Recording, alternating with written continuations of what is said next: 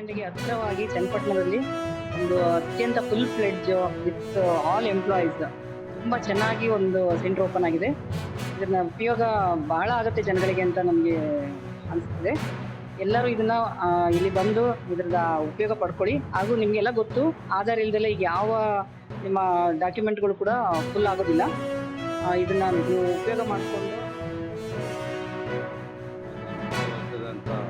ಎನ್ವೈರನ್ಮೆಂಟಲ್ಲಿ ಕೂತ್ಕೊಂಡು ಕ್ಯೂ ಇಲ್ಲದೆ ಅವ್ರಿಗೆ ಯೂಸರ್ ಫ್ರೆಂಡ್ಲಿ ಥರ ಅವ್ರಿಗೆ ಸರ್ವಿಸಸ್ನೆಲ್ಲ ಕೊಟ್ಟು ಅವ್ರನ್ನ ಇದು ಮಾಡೋಕ್ಕೆ ಅವರ ಬೇಕಾದ ಇವುಗಳನ್ನು ಕಂಪ್ಲೀಟ್ ಮಾಹಿತಿ ಕೊಟ್ಟು ಮಿನಿಮಮ್ ಚಾರ್ಜಸ್ಸಲ್ಲಿ ವಿದೌಟ್ ಎನಿ ಎಕ್ಸ್ಟ್ರಾ ಪೇ ಕೊಡದವ್ರನ್ನೇ ಅವ್ರ ಪಬ್ಲಿಕ್ಕಿಗೆ ಸರ್ವಿಸ್ ಮಾಡುವಂಥ ಸೆಂಟರ್ ಓಪನ್ ಆಗಿದೆ.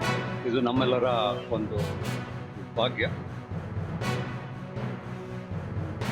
Aadhar Seva Kendra with the service provider of BLS, which is providing enrollment and update services for all the Aadhar number holders as well as the residents. So we request all the residents to avail these Aadhar services in the newly started Aadhar Seva Kendra in Hasan.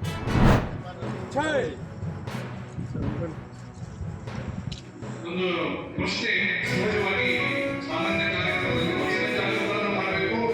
Bharat ಮಾತೆಯಿಂದ ಭಾರತದ ರಾಷ್ಟ್ರೀಯ ಸ್ತರದಲ್ಲೂ ಕೂಡ ಈ ತರದ ಪ್ರಶಸ್ತಿಗಳನ್ನು ಅದರಲ್ಲಿ ಆಸಕ್ತಿಯಿಂದ ಭಾಗವಹಿಸಿ ಅದನ್ನು ನಮ್ಮ ಮನಸ್ಸಿನಲ್ಲಿ ಭಾರತೀಯ ಜನತಾ ಪಕ್ಷಕ್ಕೆ ಭಾರತ್ ಮಾತಾ ಕಿ ಭಾರತ್ ಮಾತಾ ಕಿ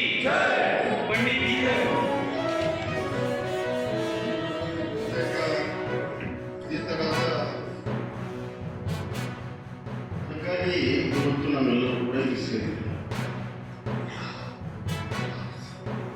ನಮ್ಮ ರಾಜಕೀಯ ತತ್ವಗಳನ್ನ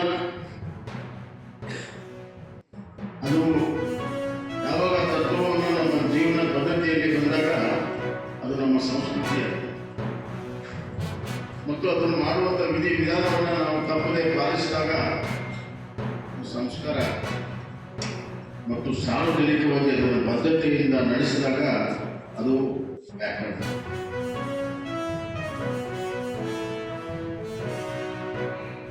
ಒಂದು NDF ನ್ಯಾಷನಲ್ ಡೆಮಾಕ್ರೆಟಿಕ್ ಫ್ರಂಟ್ ಅನ್ನುವಂಥ ಅಘೋಷಿತವಾಗಿರ್ತಕ್ಕಂಥ ಅಪೋಸಿಷನ್